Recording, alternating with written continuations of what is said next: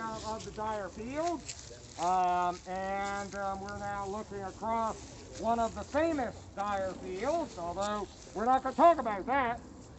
We're going to talk about September the 19th. The Confederates are attacking, penetrating through. I think it's possible to read some of Tyler's and Bush Jones' reports to suggest that some of them probably got to where they could even see out into this field. So some of the Confederates have pushed up even to this point. And now, yet another federal unit, Dave's already mentioned it, but another federal unit is arriving to help seal this penetration. And that is John Brannan's division, the division that Thomas had sent that morning out to the east to try to capture the Lone Brigade out near Jaysville and Reed's Bridge. And Brannan's 3 brigades had fought in 2 areas out there, primarily built around Cruxton's and Vanderveer's brigades. And as the fighting had progressed, eventually the fighting dies down in that area, and they pull back to the large cedar glade that ran north and south along the crest of that same low rise on which the Union line on September the 20th is going to be anchored. The cedar glade that crossed Reed's Bridge Road, where the Tennessee Confederate Artillery Monument is today along Reed's Bridge Road. That cedar glade was more than a mile long north and south, and was 150 or 200 yards, 150 or 200 yards wide, kind of draped over the crest of that low rise of ground, so as much as 75 or 100 yards either side of the crest. Looks like a big open grassy field, and it is where both Brannan's division and Baird's division in late morning and early afternoon of the 19th are going to reorganize, reconstitute.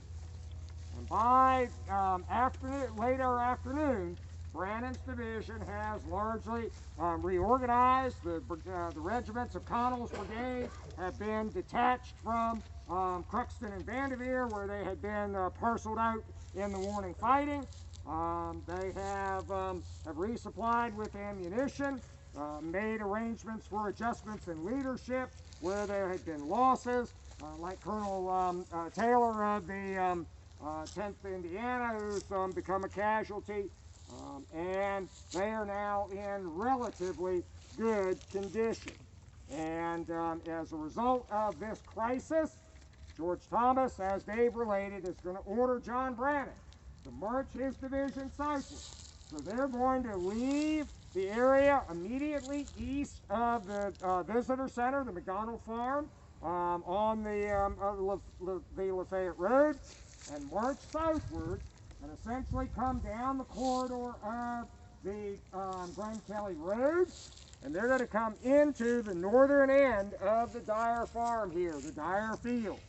And they are coming down this way to help seal off that penetration.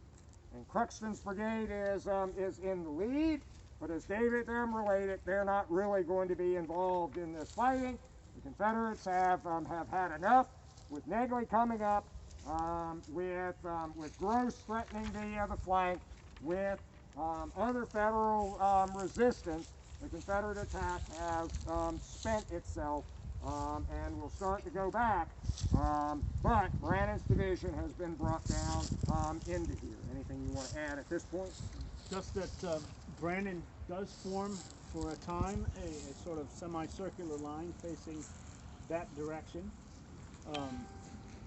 He does not go into the front because Negley's division basically occupies the wood line on the west side of Brotherton Field where we were earlier. And so Brannan's men will spend the night here. 3 brigades. They will camp as best they can in the fields, basically collapse and sleep where they can. The most important feature of this is the fact that they are not in the line overnight. They are not holding a segment of the Union front line. George Thomas knows they're here and believes they're in reserve. Thomas had ordered them south, and then after they have moved down here, after the penetration here has been sealed, when Thomas, about dark, is responding to Rosecrans' call to come to the Widow Glens for a council of war, Thomas rides south from the Kelly Field area, rides through this field towards Widow Glens, and he stops and talks to John Brannan. And Brannan's men are going into bivouac here. So where does George Thomas think Brannan is? In reserve, in the Dyer field. And after the council of war is over, after they had made their plan and gotten their orders, both orally first and then in writing, after Garfield had gotten them written out, after they had had some ham and biscuits, after Alexander McCook had sung the Hebrew Maiden's Lament. So ready, John? Okay, 1, 2, 3. Bitter tears I shed for thee. Yep. After Thomas had his naps during the council of war, when he rides back to the north, who does he stop and talk to again? John Brannan, here in the field. So where does George Thomas think, and by George Thomas, where does he know that John Brannan is? In reserve, in the Dyer field. In fact, this may be a little bit post-battle, post-war, but one of Brannan's guys even says we slept on the slope of Missionary Ridge, and probably referring to that slope right over there, below what eventually becomes Mendenhall's line on the 20th. But it's going to be a really important factor in what develops subsequently. It plays a key role in the events of September 20th and the movement of the various divisions that opened the gap at Brotherton Farm. Because even as mid-morning on the 20th passes, where does George Thomas still think John Brannan is? In reserve, in the Dyer field. Where was he actually? He's been moved up on line astride the Dyer Road down here at the western edge of the Brotherton Farm. And then, as the line had developed, he had been shifted to the north, and he's along Poe Road. But he's hid, supposedly. Yeah. Out of sight, out of mind.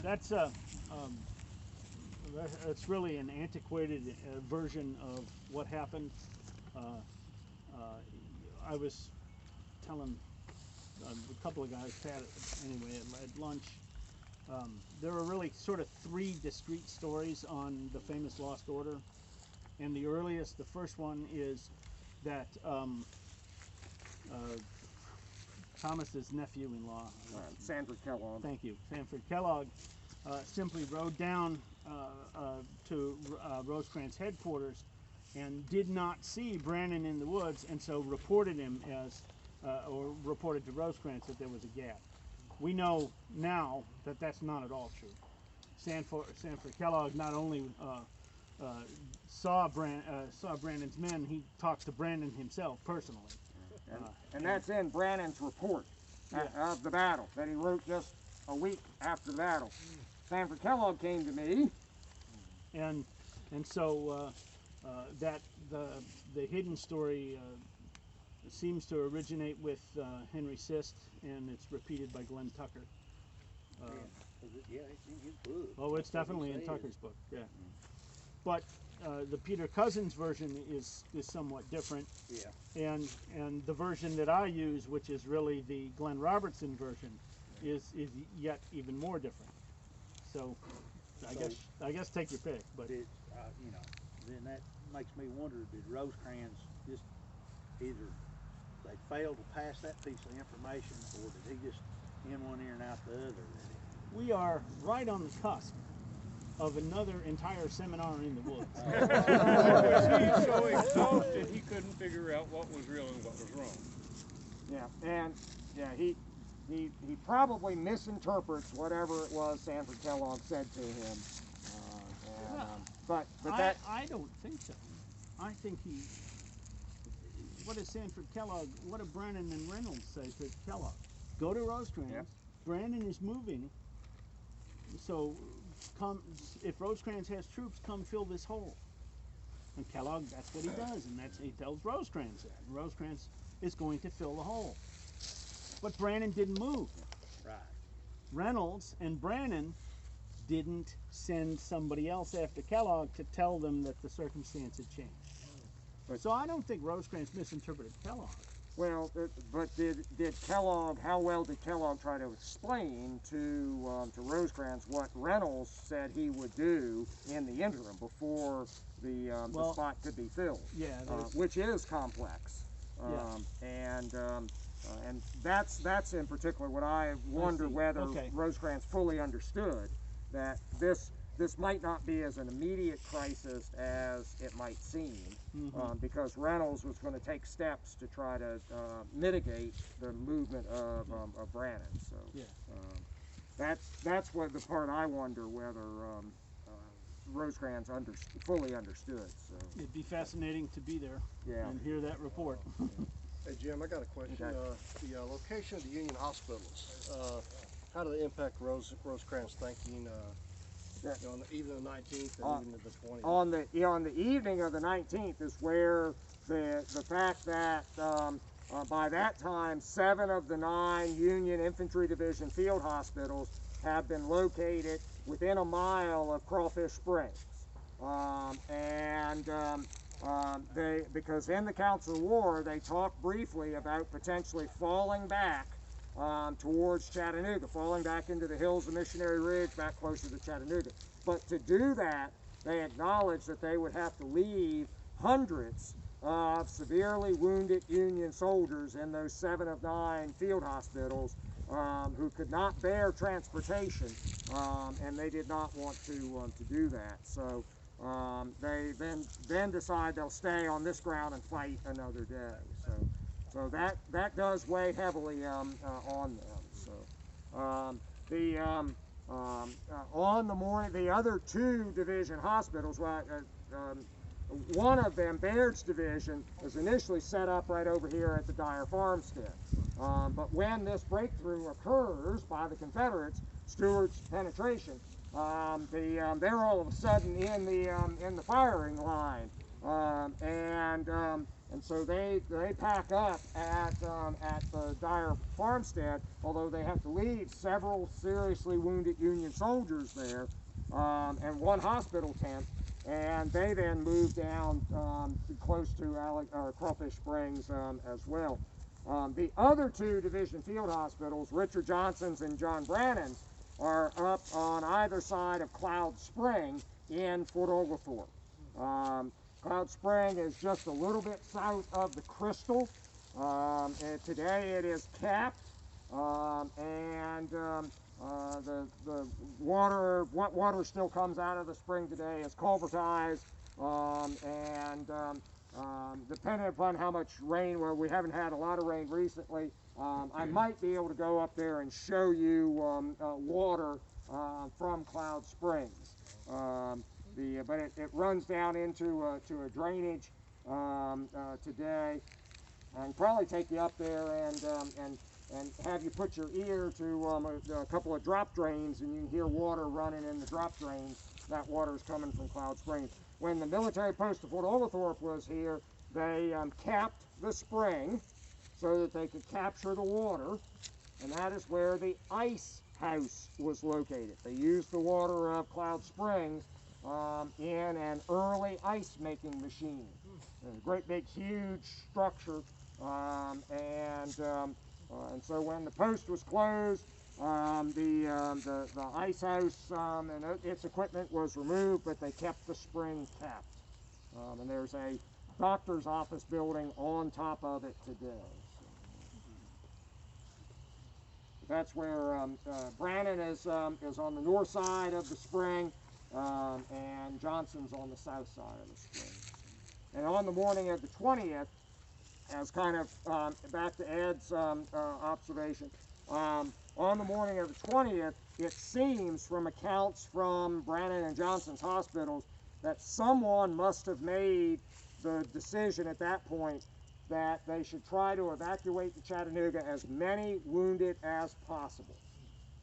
Because there are references to, and this is even before the Confederate attack begins, and they're hurried up in that, because there are reports from Union personnel at that hospital that there are ambulances and wagons moving back towards Chattanooga. So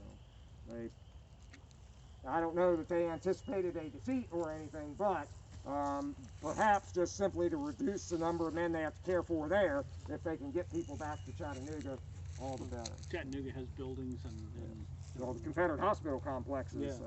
which they'll take over. So. Okay.